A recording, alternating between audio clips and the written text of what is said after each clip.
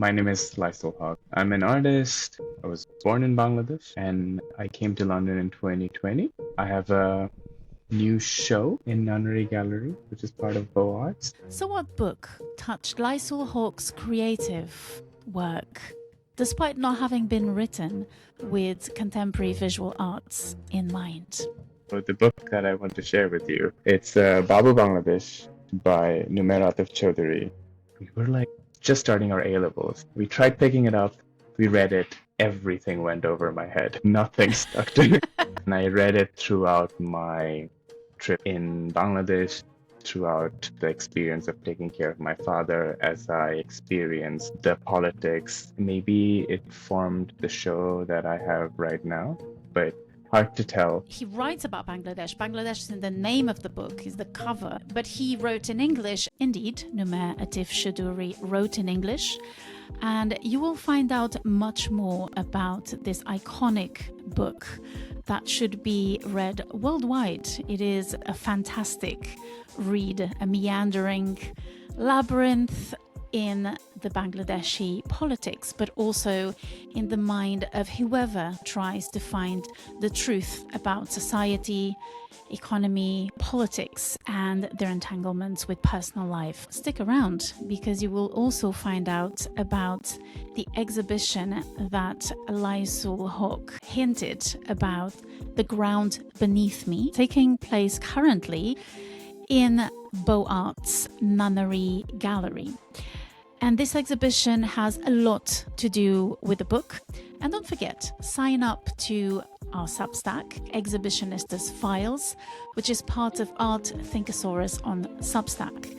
You will not get a newsletter, I promise. I always write about the artists. I always share a few thoughts post-editing. So the link is in the show's notes, and now the ball's in your court. It's your time to play. Exhibitionistas is an independent podcast created and hosted by me, Joana P. Neves, because we're all both actors and spectators of art and life.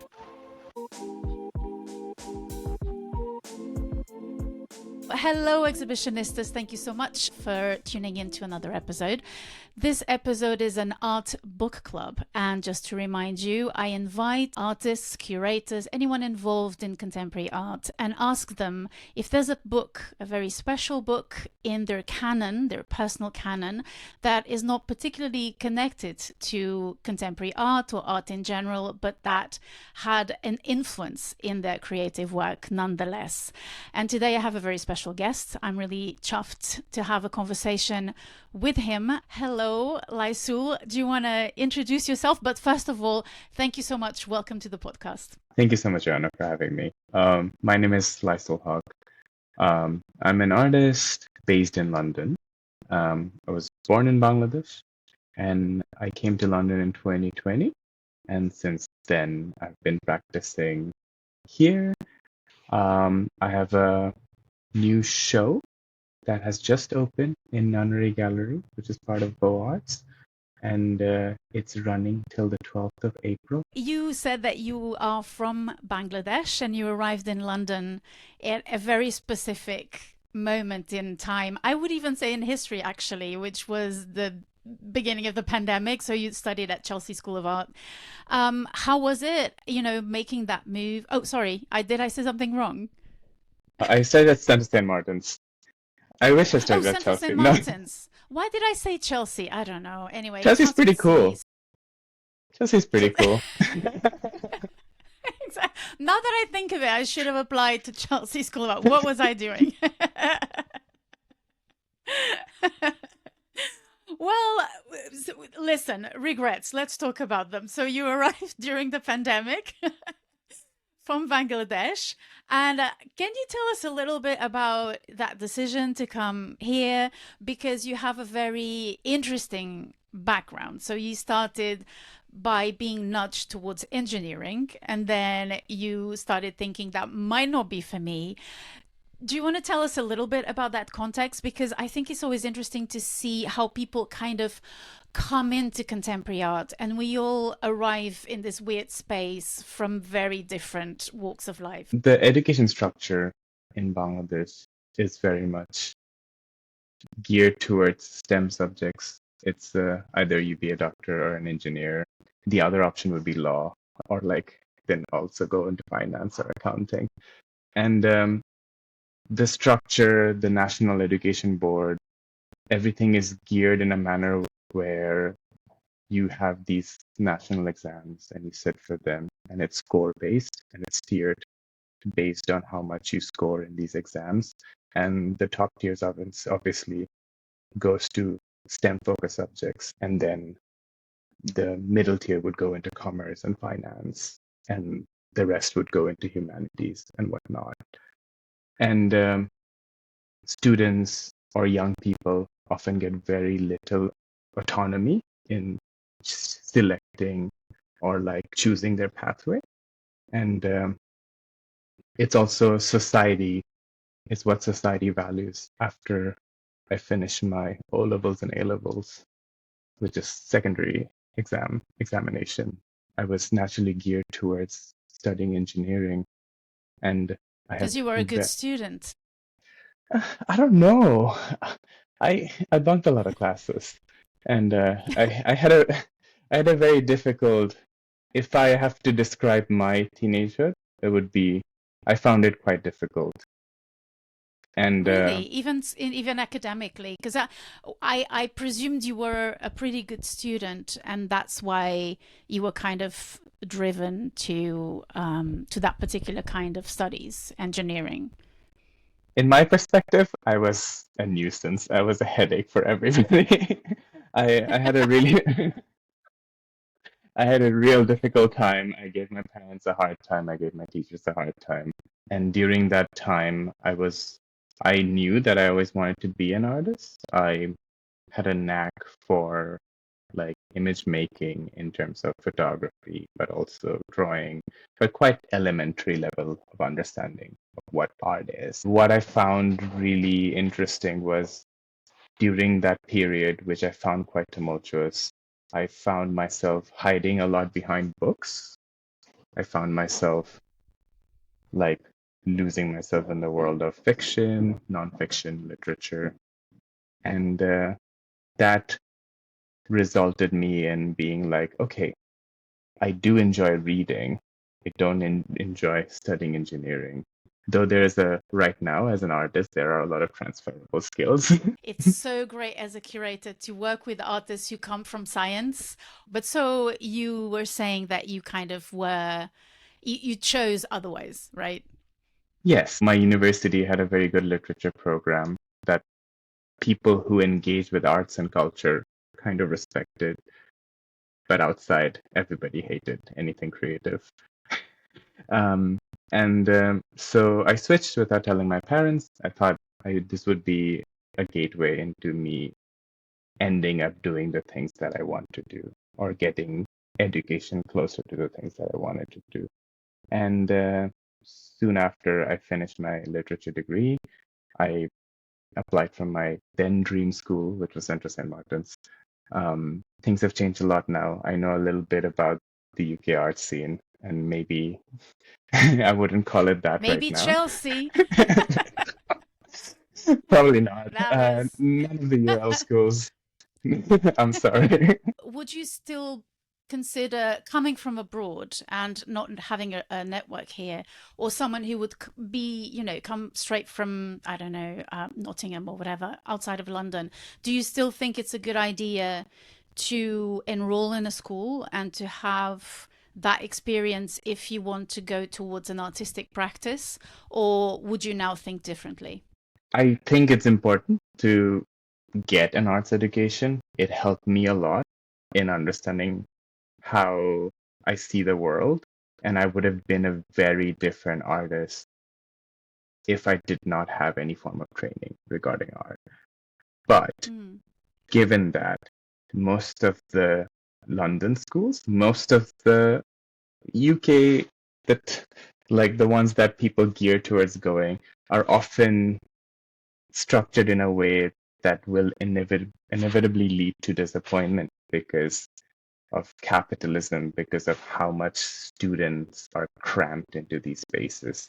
And most of the tutors facilitating these spaces are often overworked, and they do not have the capacity to cater to all these students. And it's eventually leads to a very disappointing experience, particularly when there are international students fighting the entire world, crossing all the oceans just to be here. It's it's a high expectation, and it's a very tough expectation to live up to. I'm glad that you had a kind word for tutors and teachers, because I think it can be very frustrating for them. For my friends who are teaching at university at the moment are incredibly frustrated. But at the same time, I'm quite drawn to going back to these spaces and trying or attempting to do the things or provide the things that I did not have or I would have found helpful as a student. And I guess that's the weird Sisyphus complex that we have, where we're like, we keep being optimistic. So you left your family behind. Do you want to tell us a little bit about that context? So your family obviously had expectations from your studies and your role in society, and you somehow include your family in your work as well, a little bit sometimes. How have you? Because I'm thinking of that piece where you were focused on the favorite snack of your father, and people actually got to taste it. So you activated different relationships with work and with the material that makes up the work, and kind of expanded that notion. And at the same time, you were providing or you were exploring something that is more inward looking, let's say, or that encompasses a sort of an intimate or private realm of the artists, and kind of autobiographical. Mm. Well, I have this work which you just briefly mentioned. It's called An Ode to All the Flavors, and the work is about my. It's an expansive storytelling work where I try to explore this earliest memory of my father helping me discover his favorite childhood snack in Bangladesh, obviously, and it's something What kind of unconventional. snack is it? It's vegan. It's chickpea flour balls, fried balls soaked in sugar syrup, and the other thing is gram flour flakes with spice seasoning. So it's like they're two separate things. One is dry, one is soggy, sugar syrupy. You don't mix them together. Because you were saying They're, unconventional. It's kind of an yes, unconventional yes, way. Okay, go ahead. yes. So it's like dipping fries, McDonald's fries, in like milkshake kind of situation. That's the equivalent. That's the equivalent I can think of. And there was this period of time when I did not have that much contact with my parents, and I was really craving that. And there is a very, very significant, prominent Bengali population in London, which is, and many of them share a similar story as mine. And all these communities, all these places where these Bengali communities have settled, they all have these sweet shops. And all these sweet shops sell the components to make my father's favorite childhood snack. And when I was commissioned in 2023 during South Asian Heritage Month by Tower Hamlets Council to make a work, I was craving the sweet, and I was going into these sweet shops and I was buying them separately, and I was trying them. I was starting these conversations with the shopkeepers, and I was trying it with them. And in return, I was telling them the story of how I discovered this and how I have very minimal contact with my dad, and we don't engage with emotive conversation. And they would share similar things about how they have a similar relationship with their father. And it became this collective catharsis moment where like I would go buy sweets, but we would end up giving therapy to each other. And when the commission period came and I had to exhibit something, I went up to these sweet shops and I was like, hey, this is a week-long thing I'm doing. I'm going to set up this display cabinet inside the gallery space that's going to look like a sweet shop. Will you give me these things for a week so that I can make other people try it? And it kind of worked out. And then it went to Whitechapel Gallery for a day-long exhibition. And during that period, I was like, oh, I can't keep getting free sweets from these sweet shops. They're a business and they have to run. And during that time, during that time, I was already involved with this organization called Oitijjo, which is this British Bengali organization that helps promote Bengali culture in London. And they have this social enterprise wing called Oitijjo Kitchen, where they try to engage women Bengali women who are often growing up or being brought from Bangladesh in aspirations of better life through marriage. And they're kind of subjected to this patriarchal environment where they grow up in these council housings and because they don't speak English, they're not often trusted to be outside. And oftentimes these women get frustrated with their life or like try to take initiative of their life. And they come out and they seek forms of employment because finance, like independence, like monetary independence is the first step Of to course. Yeah. to Yeah. autonomy. Of course. Yeah. And that is when Oitijjo Kitchen decided that, oh, they all have this pre-existing skill, which is cooking.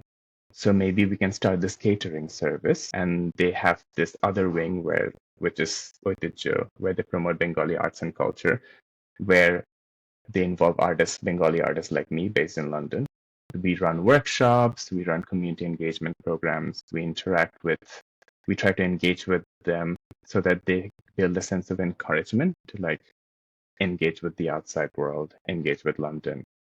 And it worked out quite poetically because, oh, the work is trying to critique patriarchy and the lack of emotive language between a father and a son.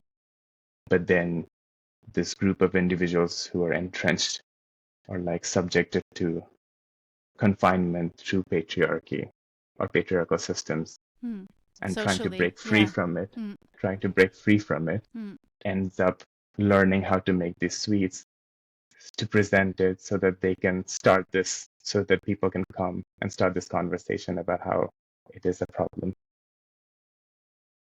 Yeah, that's wonderful. Yeah, it's such a strange thing because I think you pointed out something that we're kind of struggling with at the moment internationally, which is, I mean, internationally, at least in a kind of international global 1%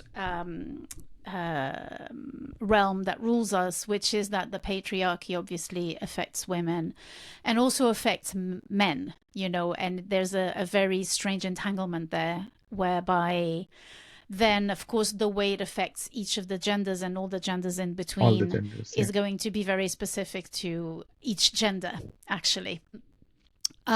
This connection that you have with the culture you came from and the country and the politics that you came from on a personal, in some ways transmitted on a personal level, is also contained, I think, probably in the book that you chose to bring today.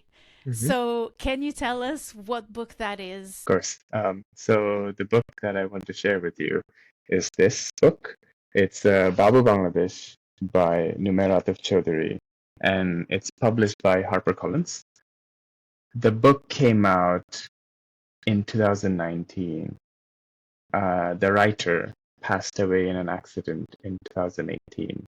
The events of the accidents are unaware. We're not sure what happened. He was working on this book, and then it was published posthumously. But I have a strange connection to this book. The school that I went to, the writer Numair is the son of the principal of that school. The principal is no more. She passed away as well. When the book first came out, I was in a literary festival with a friend of mine, And I saw my late principal weeping on a stage and talking about the book, and it compelled us to pick up the book and read it. And during that time, like we were like just starting our A levels. Like we tried picking it up, we read it, nothing, everything went over my head. Nothing stuck to me. And I was like, this is terrible. I'm gonna put it back. Never picked it up. I feel for my principal, but I don't want to read it anymore. But when I did move to London, I did pack up everything that I had, and my books included. It was more of a running away from home moment, given that I did not study the subject or the program that my parents enrolled me in, and I studied literature. And then when I graduated, I told them I did not study this, but I studied this literature program, and I got into my dream art school. I'm gonna go be an artist. Will you help me buy a plane ticket? If not, it's okay. I'll sort it out, kind of situation. Wait, did they pay for the ticket? Yeah, Or were they so mad? They were really mad, They and they did. stopped talking to me, but like they paid for my plane ticket. But it's also the kind of structure that we have to understand in the sense that I can't really rely on money from them because of the currency difference. The income, they're both retired, but the income that they have wouldn't even sustain a month for me here, right? Right. Yes. So So you it's have to make your own life. You have to build your own life economically. yeah, so I'm like, it was a quite stressful period. I I can mean, imagine, especially during fine. the pandemic when you arrived. Yeah, especially during the pandemic. But I did manage to bring all my books. Only last year, in 2024, the country that I'm from, Bangladesh, went through this period of change, but it was quite tumultuous and it was a roller coaster. And the remnants of that is still being felt, where a government, a political party that was in power for the last 15 years, since 2009, got overthrown by a mass uprising. The prime minister then fled to India, and then an interim government was set up. And that interim government worked towards creating a re-election program. And as we speak right now, the election is beginning to happen in Bangladesh. 2020, at the very beginning, during July, when this was all happening, it happened all of a sudden. I woke up one morning and I went on social Really? media. Wow. I went to social media and I realized that there was the sentiment of like protest that was going on. Students were asking for reforming the education system and reforming the job structures, how the job market works, and similarly kind of relates to the problem that we were speaking of earlier. And that led to a very bad mishandling by the government. And next thing I know, I'm on social media. The university that I went to, police are throwing smoke. Like, what do you call those smokes? Oh gosh, there's a name for the gas. Yeah, Gas. Yeah, gas bombs. gas bombs maybe? I don't know. Do you know? No, I Okay. can't Well, remember. I'm not well versed on protest lingo. That's Clearly, I it. We wouldn't. don't know about that kind of thing. Yeah, How would yeah. we? Heavier, like social media is full of the university I went to, heavy artillery, like helicopters swirling around, like shooting inside with rubber bullets. I'm like, we don't know what's going on. I tried to contact my parents, they're not picking up, and Oh, absolute chaos, right? 2 days later, internet shut down, right? Like communication blackout, can't even reach my parents. My mental health was left the chat. My mental health was gone. so During in that shreds to period, pieces. yeah, Yeah. during that period, there were like a lot of us scattered, like my friends who are like also abroad trying to do the same thing. We started communicating, and we downloaded these apps to like make calls internationally. But then my parents did pick up, and they said that yes, this is happening, but we're trying to be safe and whatnot. Yes, and that rolled out for almost 3 months.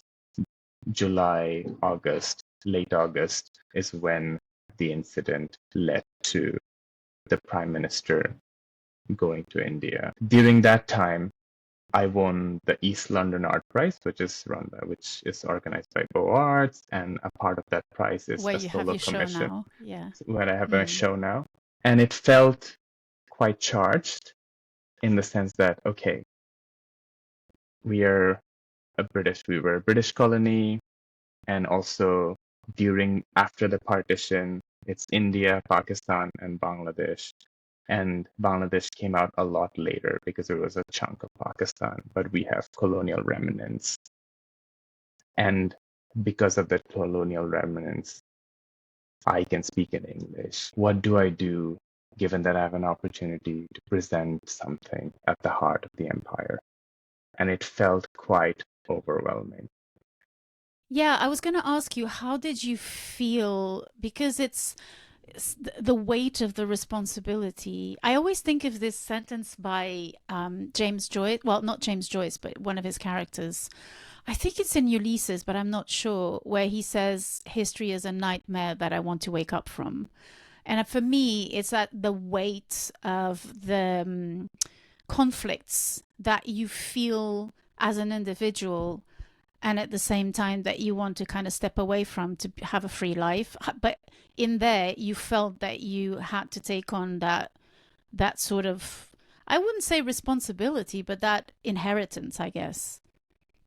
Yeah, I mean, I don't know if I managed to do any of that. I feel like that that thought process itself is also a trap. It's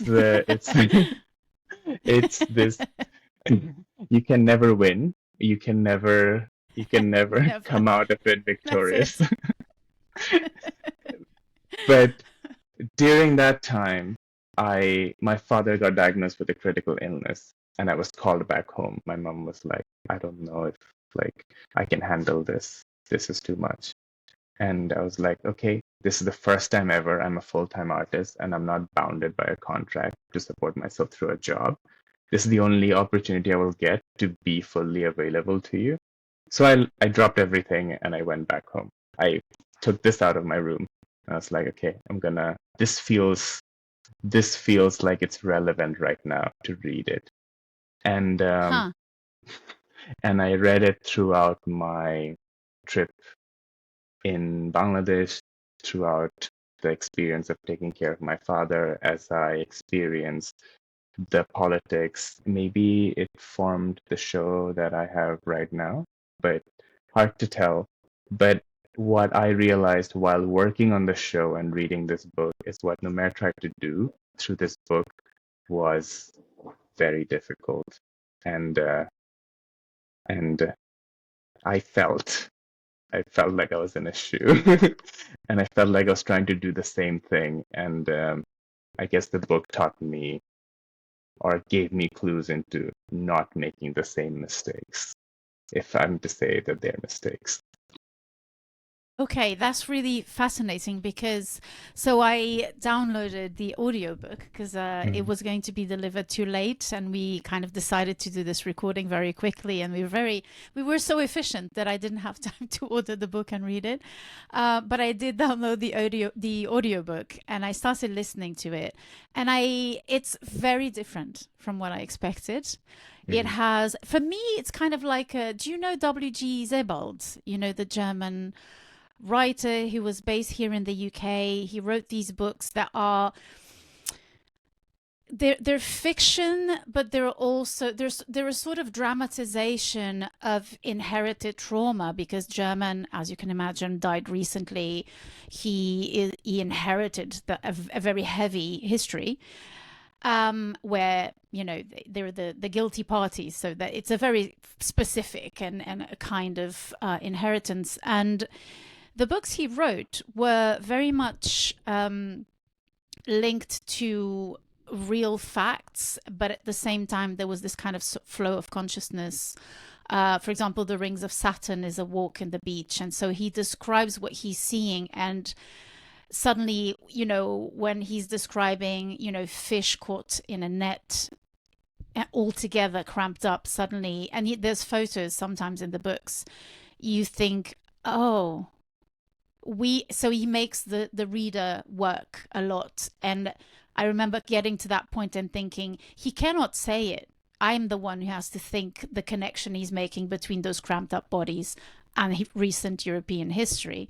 So I kind of had the same feeling, because this is someone who is a sort of a double of the author of Naima Atif Choudhury, Numair. because the main Numair Atif Choudhury, because he's a researcher, right? So the narrator is a researcher, and so there's this situation where Numair Atif Choudhury was also he was an academic. So there's this kind of thing that Sebald actually also works into his writings sometimes, but sometimes didn't. But there's always this component of research. But there's humor in it. Hmm. Hmm. There is. Yeah, it's quite funny. It's a very poignant form of humor, because it's a humor that involves very serious situations. So tell us a little bit about, is it, so where do you find yourself in the book? Is it in the documentary part of it? Is it in this kind of doubling of the researcher as a character in the book? Yes. The premise of the book is basically it's this researcher, archivist, writer is looking back into the archive to piece together the story of this political luminary figure, which is on the cover of the book, which is Babu. The cover of the book is this entire The thing. cover I looks need. like a manga cover. It's an entire different. For those who are It's an entire watching, thing. lucky you. It's I thought all it was a text. manga when you showed it to me. It's all Because we had a text. meeting beforehand, and Laisul, I said, "Oh, do you have the book?" Yes, and or I looked it up on Google, and I saw, "Oh, so you mean it's a graphic novel?" And no, no, no, not at all. The cover is quite something. Is And the Bangladeshi cover the same, yes, the or is it Bangladeshi cover just is the published? same, but I personally, from my perspective, find it quite controversial because it's published by HarperCollins India. The figure that they're trying to depict as Babu is wearing a traditional Indian clothing. And Oh, it's quite misleading. So they're wearing a dhuti, which is often associated with Indian clothing. We wear a lungi, which has check patterns in it.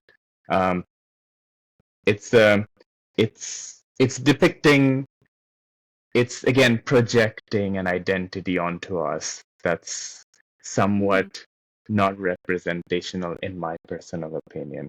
And again, it's quite quiche. It's quite a lot. There's a tiger and then this blockbuster. But then again, it's also, if I'm to critically analyze this, is also looking at the lens of how political elections happen in Bangladesh, but through a very exaggerated lens, or perhaps from the lens of someone who often looks down on it, if you know I what I mean. see, I see. It's a very distant. So for those who are listening, it's a very a sort of a green, very light, luminous green, the book, and then it has kind of these fire explosions, these kind of like flames all around it.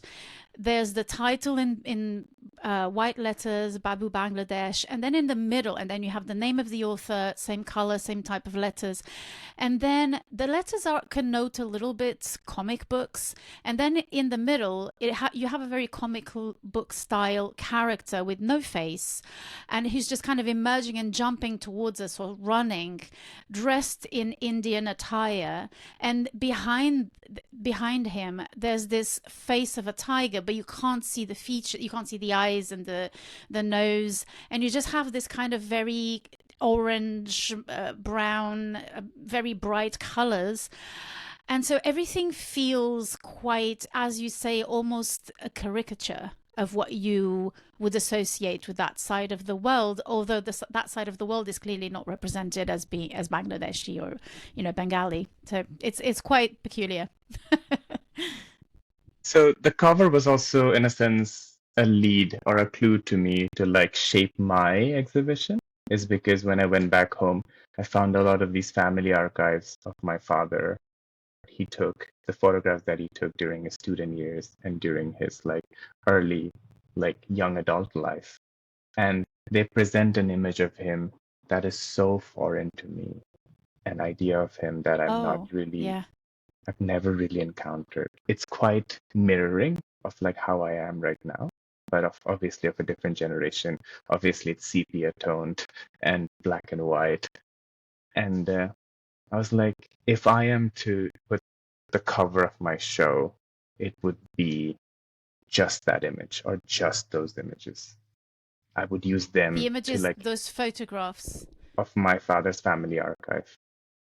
Yeah, And yeah. I wouldn't try to ornate it with anything. It would just be that, like I would try to stay as close to what was real then or what felt real then. So in the beginning of the book, you have a sense of how this person comes across the archive, which is in a very almost the scene in itself and the person who delivers the archive wouldn't be the person you'd imagine having an archive, which I found really funny and fascinating at the same time. And I think the situation of you going into your own father's archive and looking at those pictures and this kind of uncanniness of seeing a completely different person and also a past that you could never have experienced. Is this something that you connect? I mean, in terms of the political history of Bangladesh, there's a lot of things that is hush hush. Growing up, we were like, no, we can't speak about this. Let's not speak about this. Our neighbors will hear it and whatnot. We need to keep it among ourselves. But there's a lot of insinuation. But that seeps into societal behaviors in the sense that, you have to keep your thoughts to yourself. You can't be out there, as well as parental figures often use this as a mechanism to be controlling. It's a segue from this thought process of worrying in a country where social security can often differ or change. I want to speak mindfully of it because obviously I'm aware that I might be presenting Bangladesh as an unsafe space, but no, I've spent my entire 20 years there, and I've had great memories there. It's still a place that's close to my heart, but life is very different in London compared to in Bangladesh. There are ways to improve, and there are also things that people over there do better that we do not acknowledge here, and I must present that as well. For instance, food, the white person's relationship to faraway countries. My experience is with towels. Towels. Towels? Game changer. We have this fabric called gamcha. It's very thin, weaved cotton fabric that literally takes 5 seconds to dry. Like you wipe yourself, everybody, every farm, like people in the rural area, day to day, every Bengali household has a gamcha. They use that instead of a towel. They take a shower, they wipe themselves up with a gamcha. They dry themselves, they hang it out. It dries in 5 seconds. You can wash that thing and it will be dry the same day, and you can use it as a towel every single day. So essentially, one gamcha, you don't need to like cycle towels. One gamcha would be good for you. Very peculiar. I'm relating so much to that because I think that when you're an immigrant, you notice the weirdest things because you're displacing your whole life to a different country. And there's some things that are just comfort that people don't talk about. People think comfort is having a beige house with an island in the kitchen, but that's not real comfort. Time for a short break. What are you doing? What are you up to? Are you driving? Are you walking around town? Are you in the public transports, maybe in London or elsewhere around the world? Thank you, by the way, for being a faithful listener, and welcome if you're a newcomer. I am in front of my computer. I'm editing and recording and designing the new podcast art that goes with this episode. I am researching the artist, the book the artist chose. All of these things I love doing, but they take time, they take energy, and they are hard work, really. So without further ado, take your phone, look into your computer, wherever you may be, on a tablet. There is a link for you to become a member on Substack. You can also become a big supporter over there if you want to donate a bit more than just a membership. And there's also a link for donations and yet another link for very, very small donations, because I know that not everyone can contribute in the same way. If you can't contribute, if you can't donate, there's another thing that you can do. And believe me, it makes a huge difference. The more likes, the more comments a podcast has, the more it is bumped up to the 3, 4, 5, 10 first podcasts that are listed when you look for new podcasts about contemporary art, which is what we're about. So please don't hesitate. Leave a comment. Follow us on Spotify. Leave a comment on YouTube, wherever you are, whatever you might be doing. It just takes a few seconds. So please like us, follow us, subscribe to us. Go ahead, click on those buttons, click on those links, and then go back to the episode. It's a really, really nice one. Thank you to those who signed up. Thank you for those who receive our emails and support us through Substack or have donated. It is much appreciated. It's thanks to you that we're still here.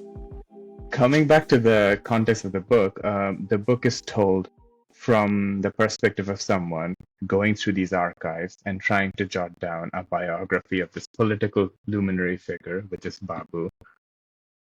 And as he tries to understand or write down the history of this person, who is again no longer there, he uncovers a lot about the nation and a lot about the things that Babu was involved in, and through that learns things about the nation that the general public or the main character himself didn't know about. And Numair, the writer, uses that as a tool to wash all the dirty laundry of Bangladesh politics. Speaking of towels. Speaking of towels, Numair, the writer, uses that as a device, speculative fiction as a device, to talk about the dirty politics of Bangladesh that we couldn't speak out outwardly about. And it resonated with me a lot is when a political party that was in power for the last 15 years got ousted, and then we get to uncover a lot of state secrets that suddenly emerges. Right. And it felt like it was running in parallel to the book. Explain a little bit, because the character is fictional, the central politician is fictional, mm-hmm. but there is reference to real political entities and to real events, right? Yes. There are certain political figures are named all throughout. Like, for example, we have this father of our nation, the person that is quite prominent in the history. His name is Sheikh Mujibur Rahman, and his daughter is the ousted prime minister of Bangladesh. So politics in Bangladesh is quite dynastic. It lives in the family. It's being upheld in the family, and it never got out of family. It's in a form of monarchy or feudal system with democracy as an outward presentation. Last year, everybody felt politically conscious, and there was a glimmer of hope that the beam might be able to steer away from that. right now it has culminated in a situation where if we are to steer away from that, the other option is quite horrific. It's the Islamic far right. People here in Europe, or maybe even in the United States, Canada, Australia, other countries, may presume that Bangladesh is a Hindu country or has, other Chinese religion or whatever, but actually it's in majority, it is a Muslim country. Bangladesh is Muslim majority, and it has always been Muslim majority, but there has been all sorts of religions that has existed since the independence of Bangladesh in 1971 has been celebrated. But because, this is one thought process, that because we lived in this form of oppression and this form of corruption for so many years, there's a majority of people who believe that their needs were not served by these politicians, whereas local grassroots religious organizations managed to serve their needs. At the same time, what is the solution to corruption? Perhaps it is God and God-fearing men. You explained to me when we met beforehand is that the book was written in English. Numair studied in the United States as well, and he passed away by drowning in Tokyo. Like, he was walking Yes. along a river, I think, or a canal, and he fell into the canal. So he was a very international person, but he still very much was concerned with Bangladesh. Bangladesh is in the name of the book, is the cover. It's on the cover, but he wrote in English. So I'm interested in knowing a little bit about this contradiction of the language. My parents can't speak English, right? So the people essentially close to my home, close to my heart, does not know a language that I also operate in. But that is also the education that they gave me. Anybody in Bangladesh, I think it's safe to say, aspires to speak in English, and the educated can speak in English. And very interesting nuance. That's a completely different picture. Our constitution, our legislation, which were formed during the British colonial period, they're all very much reminiscence or like a carbon copy of the British legal system. Wow. But Yes. is it in English? No, it's in Bangla. But obviously there's an Bangla. English version and then there's the Bangla version. And but yeah, there's an English version as well. So the British law is weaved into the constitution of the country, basically. Yeah. Okay. Yes. And even now, as they're talking about restructuring the constitution, they're thinking of a parliamentary system that is upper house and lower house, quite reminiscent to the House of Commons and House of Lords. We are on a colonial hangover. Numair obviously was very educated, was from a upper middle class or like a upper class background.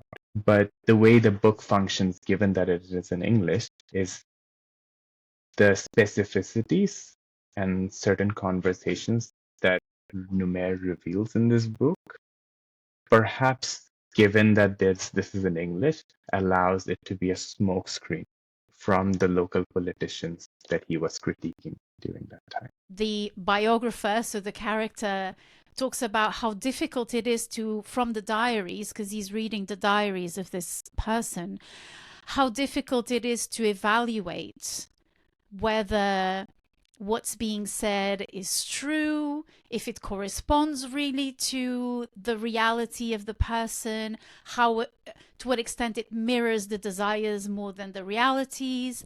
And I'm wondering about the photographs that you talked about, your dad's photographs, and that relation, because a photograph by definition is mute. Archive or history has a tendency of putting certain figures on a pedestal and idolizing them. All forms of archives do. And it is important for us to burn that ideology, to constantly critique that. And it's the book does, like you have to be a suspicious biographer, a suspicious archivist to present a narrative. What I have experienced in terms of when I discovered while going through my father's past medical records, and we also had to move houses in the process to go to a house that's closer to a hospital. And during that process, a lot of these photographs presented themselves, and we often look back into the past, or I often did look back into the past from a rose-tinted glass. It's like, oh, like it's so hard to critique that. I'm reading it from the context of my own. It's like, oh, how similar that we look. He's wearing a Gap sweatshirt. Like he's so that's unconventional. Like, why is he doing? Well, how did he get his hands on that? Right? How did he? How did he? How did he? You know? And like, but Hmm. like, oh, we're like Who was he wearing. hanging out with to put his Yes. hands on an American sweater? So it's just like there are photos of him in a sartorial suit, and then there are other photos of him like in lungis and like traditional, like like like Attire. working class attire, and I was like, oh yeah, maybe this is the portrait of a man who was aspirational and was trying to make it for himself in a world like, and it felt very similar to me, but at the same time now I see him and there are ways I would question or critique him. A presence of archive has this power of like telling you that how dare you, this is a great responsibility. Make sure you protect it. And I faced that. I particularly like it was difficult. And I'm glad that you pick up on that because I think the narrator of the book, as he's writing down, tracing down Babu's story, also faces that problem. As I was listening to you, I was thinking of Annie Ernaux, and I was thinking of how a biographer is obviously talking about themselves in some ways, and talking about themselves ends up talking about the person and ends up talking about a whole chunk of the population in some ways. And it was interesting because I also was thinking, oh, but that's youth, isn't it? Youth has aspirations. You don't know what your life is going to be. You are, may I say your age? Yes, of course. I'm 27. You were born in 1998. 98, yeah? So you're Yes. 27 years old. So don't you find that, thankfully, youth also has a lot of hormonal help to be very, to have some hubris, but there's a lot of responsibility on you as well, as a young person in terms of your life and the life of other people you affect in the changes that in the choices that you make. And I was kind of like, thinking about that in terms of being an artist. How do I tell that story given that I'm operating in two different languages, so it can't be text-based?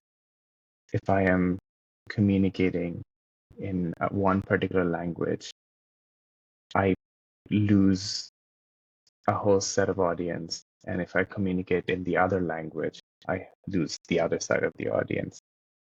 What is the universalness in it? So I soon realized that there's this need to tell a story that's not in the hegemony, but the story that exists. But I can't tell that through text. I can't tell that through language.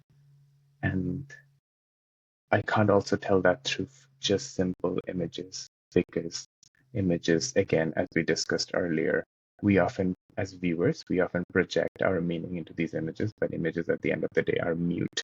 Aren't images the opportunity to hold different stories?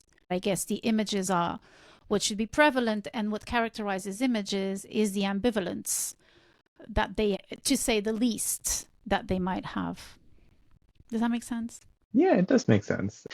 Even this book, in a sense, concludes to the image of Babu. What is an expanded image? I think I'm quite curious in understanding that. And you're right, images can be an ambivalent mode to like piece together narratives, and images are quite important. Like they are a prevalent thing in our culture. And in a sense, it is changing. The way we are looking at image, we're looking at archive is changing given the formation of the internet and how we're navigating the internet right now.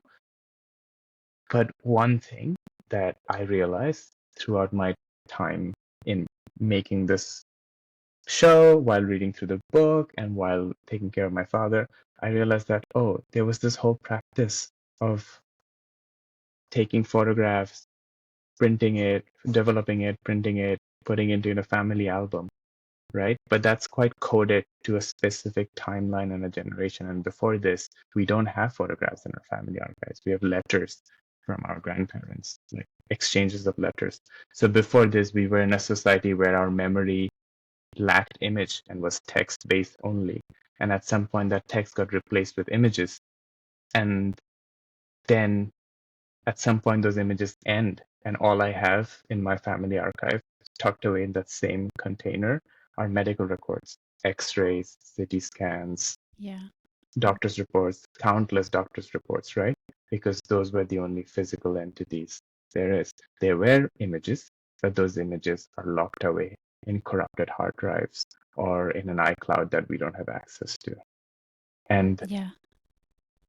it helped me realize that, oh, the language of memory was always changing and it's changing in the contemporary setting as well.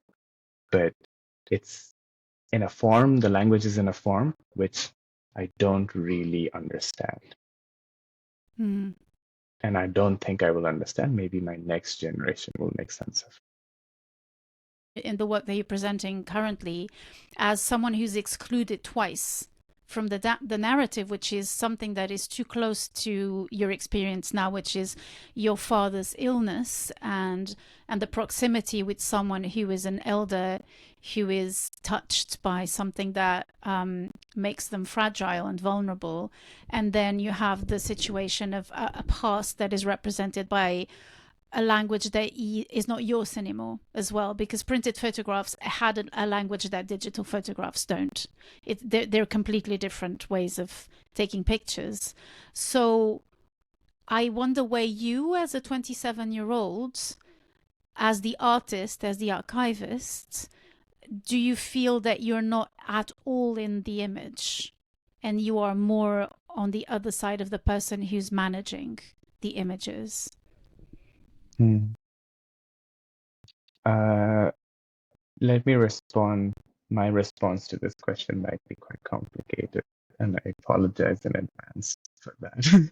But Go for it. I will start the response with giving a little bit of context of my show currently going on. Yes. Um, so the show that is happening in Nunnery Gallery, the title of the exhibition is called The Ground Beneath Me, and it tells the story from the perspective of someone standing inside my bedroom or my room in London, my rented room in London, in my absence, and wondering where I am, what I'm doing, and when I will return. Something that compelled me to move all my belongings that are accumulated in my rented room in London to the gallery space is because for a significant chunk of last year, I was away. I did not live in this room, yet I paid majority of my income, my went into maintaining a room that I did not have it like live in, right? And that felt like, why am I doing this? And I'm doing this to have a sense of access, perhaps a sense of security, and it's also the life that I worked hard in building after coming here. They all live there. And while that room remained still in London, I was in Bangladesh taking care of my father. And there were all these political events that were happening that were unprecedented. I was also in and out of the hospital a lot during that time. This kind of similar incident happened in 2009, where my father was for the first time diagnosed with a critical illness. And the nation was going through this tumultuous period. And it felt like a deja vu for me.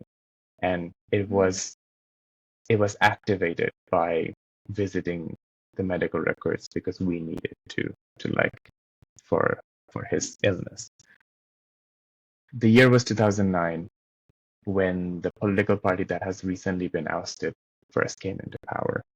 And I was 10, 11 years old, and my father was diagnosed with a critical illness, and he sat me down and he told me I might not live long, you have to take care of the family. And he sent me to school the next day. Oh, I'm so sorry to hear that. That's quite... And I had an absolute breakdown, right? And during that time, school closed early. We went back home, and all the adults were glued to the radio or the TV, and something was happening to the nation. We do not know of what, right? And later we realized, or like we were told, that a certain wing of the military revolted against their senior officers in asking for restructuring, asking to stop corruption, and as a result killed off 57 senior military officers, and they were put on mass graves. Like, it was this weird thing, and everybody in the nation was like in shock of what just happened. And during that process, a lot of civilians in the neighboring areas got injured, got shot, and it was a very chaotic period. And that's when the party first comes into power. Throughout, as we grew up, we learned that, oh, there are investigations going on about this. We don't know why it happened. FBI, Scotland Yard, they all come into our country with their help, the investigation unrolls. And during that time, I had a friend whose father died in that incident. And I found it quite poetic because he used to console me about my father's passing away, the idea of my father's passing away. But then my father sought his treatment and came back alive. But then her father went away, right? As a result of that. In my head, that was my experience. And I always lived with that guilt, and we haven't connected in the last 15 years. I felt like it was, since I am in Bangladesh, stuck there in the middle of all this, I wonder what my friend is doing.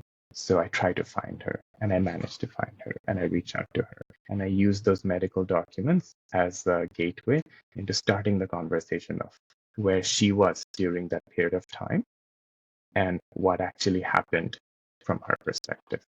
And she tells me all of that, and that takes the shape of a film that plays further alongside the gallery. But as all of that happened and my father's treatment finished, I finally came back to London. I was like, wow, so much of my money went into keeping this space.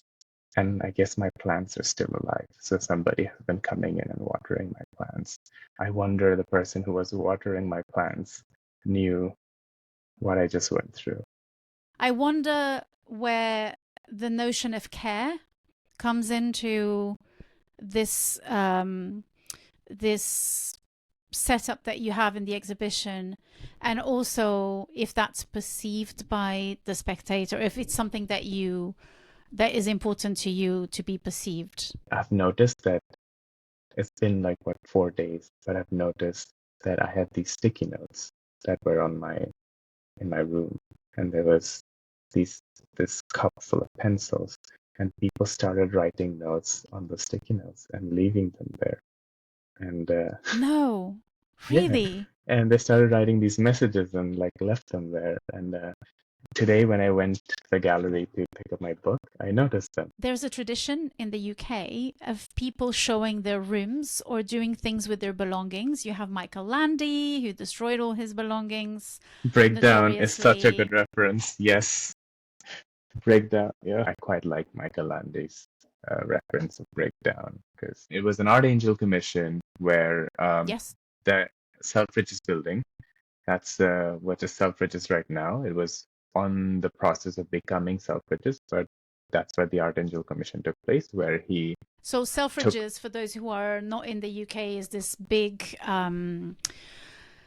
commercial building with lots of shops, but kind of high-end brands and commercial areas. Sorry, do go on. And I also worked there before. And in my show, Did you? there's my name badge in the No. place where I keep all my keys alongside Okay. my contractor, my employee pass, which does not work Okay. anymore. So please, it won't, Shame. because I haven't tapped it in a while. For those Um, wanting to take it from the show, don't try it. It's not worth it. but what Michael Andy does is takes all his belongings alongside his car, and with the help of a numerous amount of text, he breaks them down, like crushes them to bits. While I was also going through this, and I was discussing with people what I need to do for the show, I kept thinking about, or conversations that kept coming up, was all the context that you're giving me about what is going on in your life. Giving context to someone in such detail is a job, and I don't know if you are willing to take on that job. But where does all that emotion live? And to me, I was like, well, all those emotions are living in my empty bedroom that I really need to go back to. And Yes. I thought about it immediately. I thought, so wait, how is he sleeping? In what state is his bedroom empty? there's a photo on my Instagram of my room as it stands now, which is my quite recent post. But it's Okay, so I'm looking at the most emptiest room I've ever seen in my life. As in a room that someone lives in, obviously. It looks like you are showing a space to rent, basically. it's just I wanted to ask. I wanted to have people ask, where does he live now? And that's also the title of the show, in a sense, alludes to that.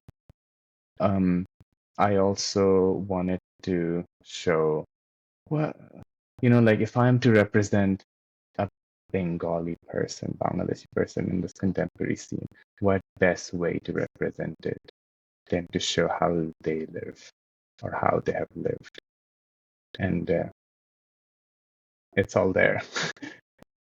and and how does an immigrant live in London? Yeah. And So I suppose that you, as you described, you got to the end of the book. mhm, You finished it. mhm. Does the book provide some sort of closure or some sort of growth? I quite enjoyed the process of going through the book, particularly because every event he's describing when this book is published, which is in 2019, but he probably wrote earlier, and he's depicting a scene in 2028, but we're in 2026 now, right? A lot of the scenes are run in parallel to the incident that happened last year and the year before. Naming of politicians, people coming and going. It felt like this book would hold answers to what comes in the future, given that I was going through a precarious circumstance. It ends in a manner where I'm like, okay, I've gone to the end, but the troubles in my life has not ended. Hmm. So, so I felt some sort of way, which wasn't pleasant. But Mm. the process of it the process of going through the book helped me. Like there were moments where I was like, oh, I'm discovering so many things. And as I'm showing it to Wow, you, it's you all can underlined. it's like, and also Oh, you would notice the footnotes are they're huge. the footnotes are quite huge. And Wow. so Oh my and God. they're It's they're all underlined. There's notes. You told me there's drawings, I think. I don't know if I'm I trying to saw find some drawings. drawings. I don't know if I'm ready to. I don't know if I'm To ready to share. disclose. Maybe, listen, let's. Oh, wow. At the very end. Oh, I mean, no, and no, it's no. an This is interior. yeah, it's an Oh, that's, interior, but there like other stuff as well. oh no, But there's other stuff. Yeah. At yeah, the end of a chapter, yeah. But there's also a drawing in pen. with a pen. three question marks. What? So, in terms of global discourse, oftentimes, in my personal experience, always felt like did not get the right attention from the colonial mother, and or like even in the global hegemony, like we make very little noise. We even in London, most of our history, Bengali migrants come here and they set up curry houses, right?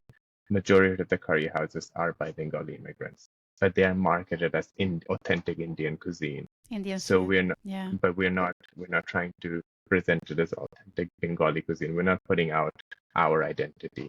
We're trying to mimic something else. So in that context, like I felt like this was one of those very few books, hopefully might give context in tangent to Salman Rushdie, Kamala Shamsi, Mohsin Hamid, Arundhati Roy, and all Indian other authors. Yeah.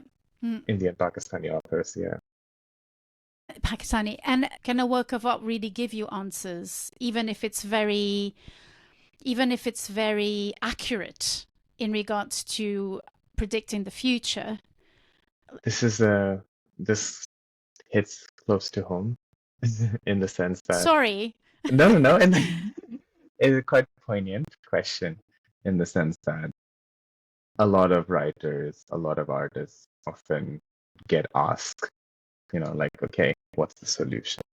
You're presenting a problem, you're presenting a scenario, what's the solution?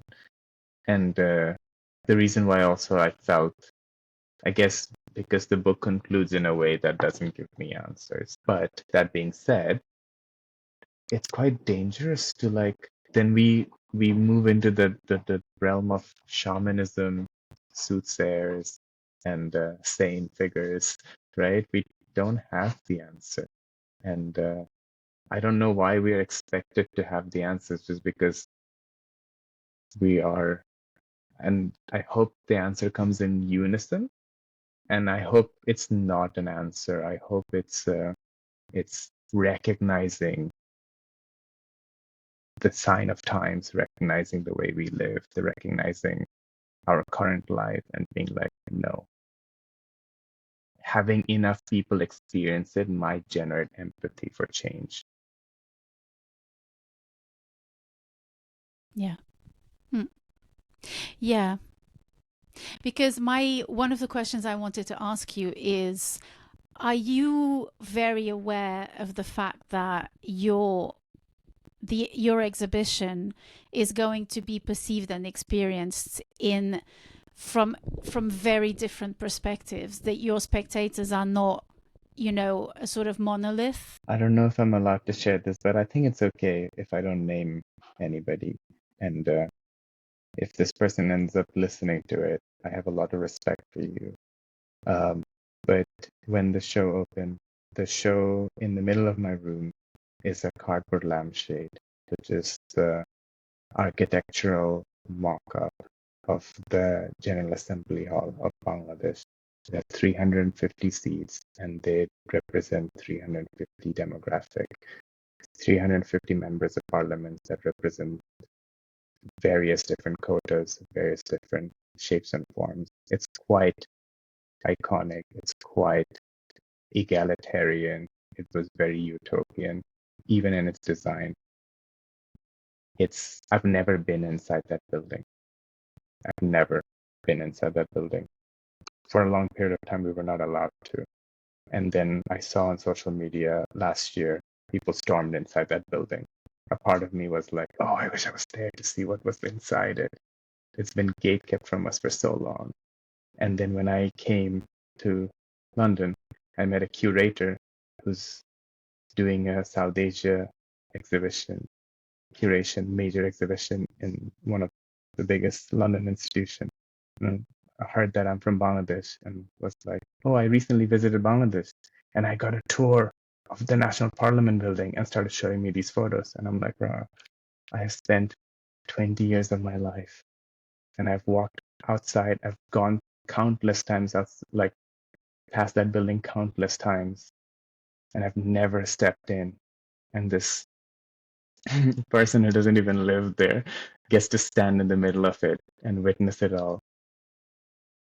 On the show opening, the granddaughter of the person who wrote the Constitution of Bangladesh was there, and she's my age, and I kept wondering how she feels about this, but I was really, really worried and shy to ask that question, and I wanted to respect her presence and her autonomy in it as well. But it must be very different for her, too. Must be different. That was very striking for me because we often think about informing people. You know, art is great because it will inform other people about my situation, about my region, about my city, about my gender or whatever.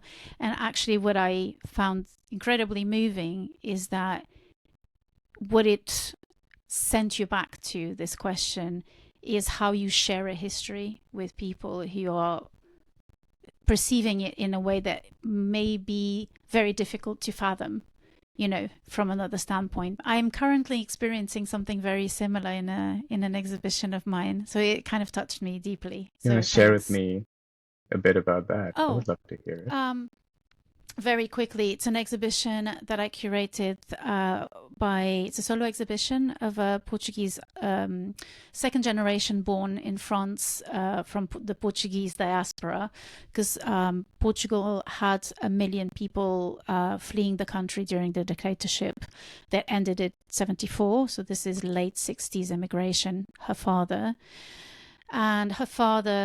had to walk across the Pyrenees to go to France. It was economic diaspora, really, people who were in deep misery. Her father passed away, and so she's inheriting the story, and she has this exhibition. So we built this exhibition together that now opened in Lisbon. And in Portugal, there's a big denial about this history. And the experience was very surprising during the opening, because even my own mom told me things that I had never heard about, you know, related to that history. And, you know, people who started crying or being very emotional or being incredibly happy and feeling seen and feeling that somehow there was a celebration of that history that is so rich for the country as well, and also the incomprehension of certain layers of society of that history, and a difficulty in addressing the subject with them. Yeah, that really, I have to highlight that as well, which was sobering experience as well. Yes. Like, is it? Yes, it's in MAT, MAAT, which is a museum in Lisbon, and it's called Notre Feu in French, because she, you know, broaching the subject of the language, she chose to keep it in French, even though she is a Portuguese, she's the daughter of Portuguese immigrants, and she speaks Portuguese. Isabel. Yeah. Isabel Ferreira. Isabel Ferreira, yes, that's it. I would just ask you to close up and to finalize this exchange, to maybe name an artwork, and now not running away from a creative piece that might not have to do anything with visual art, but in this particular instance, like a work of visual arts or film, or, you know, that may have been important to you. It's I had actually it on my called computer. No. It's actually called Where is the Friend's House? And Where is the Friend's House by Abbas Kiarostami? Yeah. It's so beautiful. It's quite minimal in dialogue, but it takes place in a school, and a school in a rural area where children have to go really far to go to the school. And the story is about how one of the students gets his homework copy mixed up with the person sitting next, or mistakenly packs the person sitting next to their homework copy, and is throughout the day very worried that he will not be able to finish his homework and get punished by the teacher. So he finds ways to find him and visit him or to find his house to give him his homework copy. But he has so many of these familial responsibilities that he has to do after school, with all the adults telling him what to do: get milk, get bread, do this, do that, and then do your homework. And they're not listening to him. They're thinking he's lying, and he's trying to find excuses to go play. And I think it was like a great device to show how much or how little we listen to children or young people, and how optimistic and how empathetic inherently they are. Wow. Well, thank you so much. Let's leave that suggestion there. And thank you, Laisul, for doing this and for sharing such an incredible book with us. So it is Babu Bangladesh, Numair Atif Choudhury. The audiobook, for my dyslexic friends out there, the audiobook is actually really, really well read. I have a question. Is the audiobook read by a female voice actor? No, male. Because there's a Why'd version you of the ask that? audiobook I heard that Lubna Choudhury reads out, which is Numair's mother. Mother. The mother who's my principal, who's my late principal in my school. Yeah. Thank you, Laisul. This was absolutely illuminating and really, really enjoyable. Thank you so much for having me, Joanna. Really appreciate it. Have a good rest of your day. Okay, bye-bye. Cool. That was wonderful.